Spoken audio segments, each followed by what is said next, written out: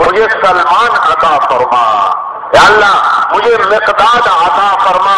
جنت اللہ سے آج تک جنت نے کسی کا سوال نہیں کیا کہ یہ بندے مجھے عطا فرما، پر علی کے لیے جنت اللہ سے سوال کرتی ہے، سلمان فارسی کے لیے جنت اللہ سے سوال کرتی ہے، مقداد رسول اللہ عنہ کے لیے جنت اللہ سے سوال کرتی ہے۔ اور ایک روایت میں ابو ذر یا عمار، ان دونوں میں سے کسی روایت میں عمار کا بن یاسر، کسی روایت میں ابو ذر کا نام کا، یہ وہ لوگ ہیں جن نے جنت میں خود مانگا اور اللہ سے مانگا کہ یا اللہ یہ مجھے عطا فرما، یہ مجھے عطا فرما۔ تو میں آپ کو بتا رہا تھا نور کی چمک اور ساری جنت روشن، پتہ چلا کہ علی و فاطمہ کی مسکراہٹ نے ساری جنت کو روشن کر دیا۔ آگے اوپر یہ مقام تھے اور نیچے یہ حال تھا، یہ نیچے یہ حال ہے کہ اللہ کہ حضرت علی نے حضرت فاطمہ کو بھیجا کہ جاؤ اللہ کے نبی سے کچھ مانگ کر لاؤ، بھوک نے کمر توڑ دی ہے۔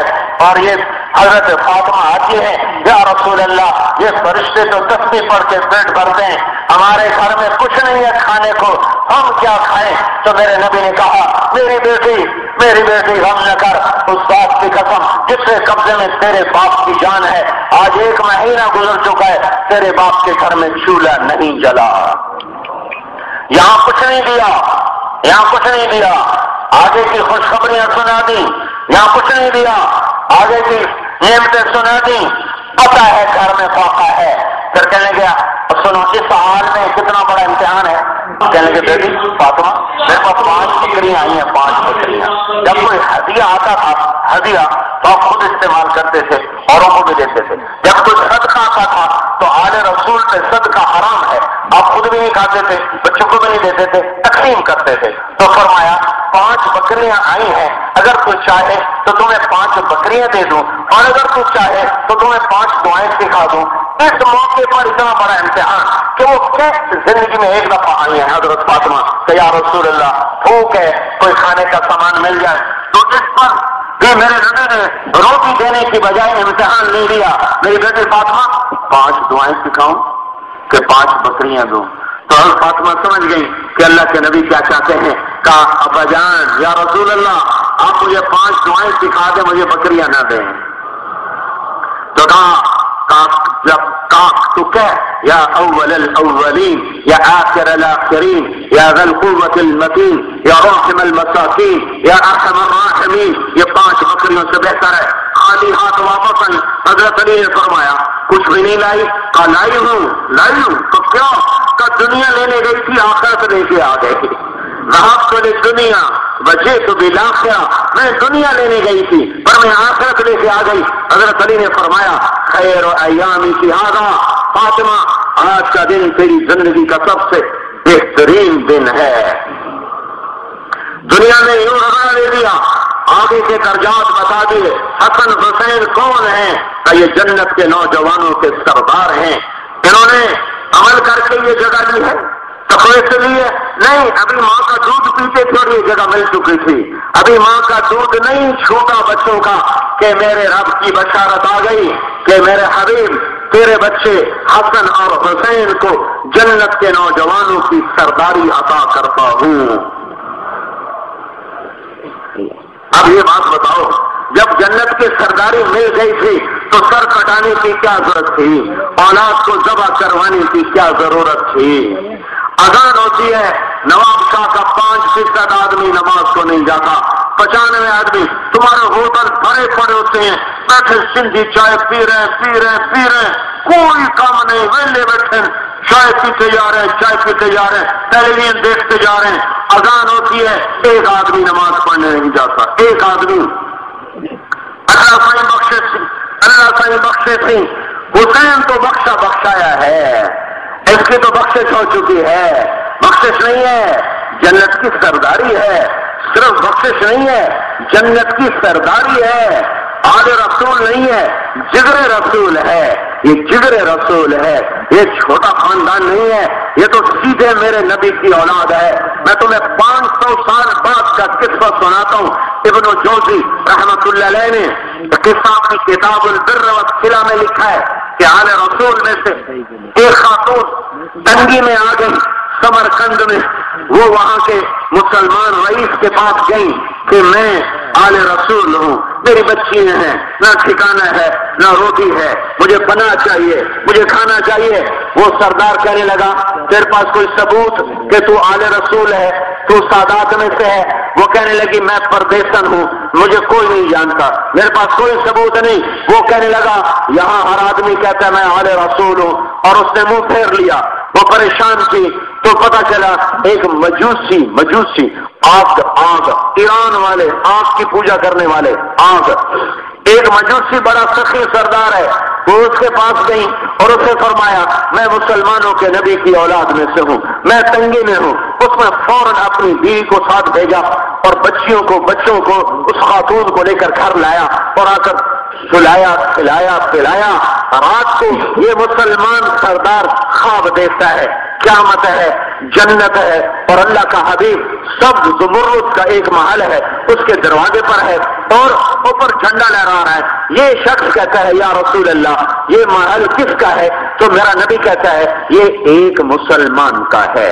تو وہ شخص کہتا ہے یا رسول اللہ میں بھی مسلمان ہوں۔ تو میرا نبی کہتا ہے تو گواہ پیش کر کے تو مسلمان ہے۔ تو اس کا رنگ پیلا پڑ گیا، میرے نبی کا رنگ غضبناک ہو گیا۔ میرے نبی نے کہا میری بیٹی چل کے تیرے پاس آئی اور تو اس سے ثبوت مانگنے لگا کہ مجھے ثبوت دو، میں بھی تیرے اسلام پہ ثبوت مانگتا ہوں، مجھے ثبوت دے کہ تو مسلمان ہے، دور ہو جائے میری نظروں سے۔ یہ اس کی آنکھ کھل گئی تو اس نے چیخ ماری، کہا ہے اور ننگے سر باہر بھاگا، کدھر ہے وہ خاتون؟ کون لے گیا اس کو؟ پتہ چلا وہ آج کا پجاری لے گیا۔ آدھی رات جا کے اس کے دروازے پہ زور سے بکے مار رہا، دوڑ کی آواز۔ وہ باہر نکلا تو اس کا منہ کھلا ہوا اور رو رہا کہ اللہ کے واسطے وہ خاتون اور اس کے بچے میرے حوالے کر۔ وہ رونے لگا، کہا نہیں اب یہ سودا نہیں ہو سکتا، بن دیکھا سودا میں نے کیا ہے، اب میں یہ سودا نہیں لے سکتا۔ وہ کہنے لگا تیرا اس سے کیا واسطہ ہے؟ تو آپ کا پجاری ہے، وہ مسلمان، میں بھی مسلمان، وہ ہمارے نبی کی اولاد ہے۔ تو وہ پھر رونے لگا کہ اگلی سن، جیسے ہی میں نے انہیں اپنے گھر میں پناہ دی میرے دل میں اسلام داخل ہو گیا، میں نے کلمہ پڑھ لیا ہے، میں رات کو مجوسی نہیں سویا، میں کلمہ پڑھ کے سویا ہوں، میرے سارے بچے کلمہ پڑھ کے سوئے ہیں، میری بیوی کلمہ پڑھ کے سوئی ہے، ہم مسلمان بن کے سوئے ہیں، اب یہ سودا واپس نہیں ہوگا۔ وہ کہنے لگا میری ساری دولت لے لے، 1000 دینار ابھی دیتا ہوں، میری دولت لے لے اور وہ خاندان مجھے واپس کر دے، وہ پھر رونے لگا، کہنے لگا اگلی سن جو خواب تو دیکھ رہا تھا وہی خواب میں دیکھ رہا تھا، تجھ سے تیرا نبی ثبوت مانگ رہا تھا اور تجھے رد کر رہا تھا کہ تجھے رد کیا، میں دیکھ رہا ہوں، پھر میرا نبی میری طرف متوجہ ہوا اور مجھ سے فرمایا تو نے میری بیٹی کو ٹھکانہ دیا ہے؟ میں نے کہا جی یا رسول اللہ۔ کہا تو نے میری بچیوں کو پناہ دی ہے؟ کہا جی یا رسول اللہ۔ کہا تجھے جنت کی بشارت، تیری اولاد کو جنت کی بشارت، تیری بیوی کو جنت کی بشارت، اور یہ محل میں تیرے نام کرتا ہوں۔ 500 سال کے بعد یہ خاندان اتنا قیمتی ہے، 5000 سال گزر جائیں اس خاندان کے نسل میں فرق نہیں آ سکتا، اور یہ تو سیدھا حسین کون ہے بن فاطمہ کون ہے بنت محمد، ایک واسطے سے جگر ہے، اور جگر کا سر کٹا ہے، نیزے پہ چڑھا ہے، اور 20 آدمی شہید ہو چکے ہیں اور 52 باقی ہیں، اور نماز کا وقت داخل ہو جاتا ہے، سورج ڈھلتا ہے، خون و خون ہے اور نماز کا وقت داخل ہوتا ہے۔ آپ کے اس مختصر سے جان نثاروں میں 3 جھنڈے تھے، 3 جھنڈے، درمیان کا جھنڈا اپنے بھائی کے ہاتھ میں تھا عباس بن علی، اور رائٹ سائڈ کا جھنڈا حضرت زہیر بن القین کے ہاتھ میں تھا، اور الٹے ہاتھ کا جھنڈا حضرت حبیب بن مطہر کے ہاتھ میں تھا۔ یہ 3 جھنڈے تھے۔ تو آپ نے زہیر کو بلایا کہ ان سے کہو جنگ بند کرو، ہمیں نماز پڑھنے دو، تم ہوٹل سے اٹھ کے نماز پڑھنے نہیں جاتے، اور وہ اس حال میں کہہ رہے ہیں جنگ بند کرو، نماز پڑھنی ہے۔ زہیر نے گھوڑے کو ڈیڑھ لگائی، اور صفوں کو چیرتے ہوئے شمر کے قریب گئے اور اس کمبخت سے کہا جنگ بند کرو، ہمیں نماز پڑھنے دو، پھر جو چاہے کرنا ہو کر لینا۔ تو شمر نے کہا تمہاری نماز تو ہوتی نہیں۔ تو اس نے کہا لعنت ہے تم پر زمین آسمان کی اور رب کائنات کی، جس گھر کی تو فعل ہمیں نماز ملی ان کی نماز نہیں ہوتی۔ اور واپس آئے اور آ کر عرض کی کہ وہ نہیں مان رہے، وہ کہہ رہے ہم جنگ بند نہیں کریں گے۔ تو آپ نے امام حسین نے فرمایا آگے ہو جاؤ، آدھے ان کتوں سے لڑو اور آدھے نماز پڑھو۔ 26 کو نماز پہ کھڑا کیا اور 26 کو آگے تلواروں کا سامنا کرنے کے لیے کھڑا کیا۔ اس حال میں بھی نماز نہیں چھوڑی۔ نواب شاہ کی گلیوں میں گانے بج رہے ہیں، ٹی وی چل رہے ہیں، کیرم بورڈ کھیلا جا رہا ہے، ہوٹل پہ چائے پی جا رہی اور اللہ اکبر کی صدا گونجتی ہے۔ 100 میں 5 بھی نہیں جاتا مسجد کی طرف۔ مسجدیں ویران، مسجدیں مرثیہ ہیں کہ نماز ہی نہ رہے۔ جو امت نماز چھوڑ دے وہ اللہ کی مدد کیسے پا سکتی ہے؟ انہیں اللہ کی مدد کیسے مل سکتی ہے؟ ہوٹل بھرے ہوں، مسجدیں ویران ہوں، رات کو ننگی فلمیں چل رہی ہوں اور مصلی ویران ہو، گھنگرو چھنکتا ہو اور محراب ویران ہو، عورت بے پردہ ہو اور آوارگی فیشن ہو اور زنا کا اڈا چلے اور شراب کا اڈا چلے اور جوئے کا اڈا چلے، رشوت کا بازار گرم ہو، باپ اولاد سے ڈرتا پھرے، ماں بیٹیوں سے چھپتی پھرے، اولاد ماں باپ کا گریبان پکڑے اور ماں باپ کو ذلیل کرے۔ جس دھرتی پہ یہ کام ہوں گے وہ دھرتی کیسے آباد ہوگی؟ اس دھرتی پہ کیسے اللہ کی رحمت اترے گی؟ میرے نبی نے فرمایا جس نے ماں باپ کو تنگ کیا اس پہ اللہ کی لعنت، اس پہ فرشتوں کی لعنت، اس پہ زمین آسمان کی لعنت، نہ ان کی نماز قبول، نہ روزہ قبول، نہ صدقہ قبول۔ میرے نبی نے فرمایا کاش میری ماں زندہ ہوتی اور میں مصلی پہ ہوتا اور میں عشاء کی نماز مصلی پہ پڑھ رہا ہوتا اور میں سورۃ فاتحہ شروع کر چکا ہوتا اور ادھر سے میرے گھر کا دروازہ کھلتا اور میری ماں مجھے کہتی محمد، تو میں نماز چھوڑ دیتا۔ میں کہتا جی اماں جی، میں نماز بعد میں پڑھوں گا، آپ کہو کیا کہنا ہے؟ یہ تمہارا نبی ہے جو ماں کے لیے اتنی عقیدت بتلا رہا ہے۔ 6 سال کے تھے جب اللہ نے ماں کو جنگل میں اٹھایا۔ سن 2000 میں حضرت آمنہ کی قبر کی زیارت کے لیے گیا تھا اور میں نے اسے اللہ کے فضل سے ڈھونڈا اور میں وہاں پہنچا۔